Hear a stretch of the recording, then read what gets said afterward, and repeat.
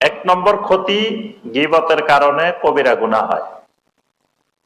এই কবিরা গুনাহ নিয়ে মারা গেলে তাকে শাস্তি ভোগ করতে হবে, তওবাবিহীন মারা গেলে, তাহলে এটা একটা কবিরা গুনাহ। 2 নম্বর, এটা আরেকজন মুসলিম ভাইয়ের অধিকার নষ্ট হয়। এক মুসলিম আরেক মুসলিমের যে অধিকার, সে অধিকারের মধ্যে একটা হলো আরেক মুসলিমের মান সম্মান আরেক মুসলিমের কাছে আমানত। আরেক ভাইয়ের মান সম্মান আমার কাছে আমানত, গীবতের মাধ্যমে ওই ভাইয়ের মান সম্মান নষ্ট করা হয়, এটা আরেকটা অপরাধ। আল্লাহ পাক নিষেধ করেছেন গীবত করার জন্য, আমি করলাম, আল্লাহর নিষেধাজ্ঞা অমান্য করলাম, এটা আরেকটা অপরাধ।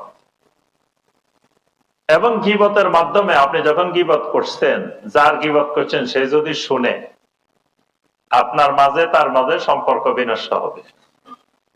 সম্পর্ক নষ্ট হওয়ার, সমাজে অশান্তি সৃষ্টি হওয়ার গীবত একটা মাধ্যম।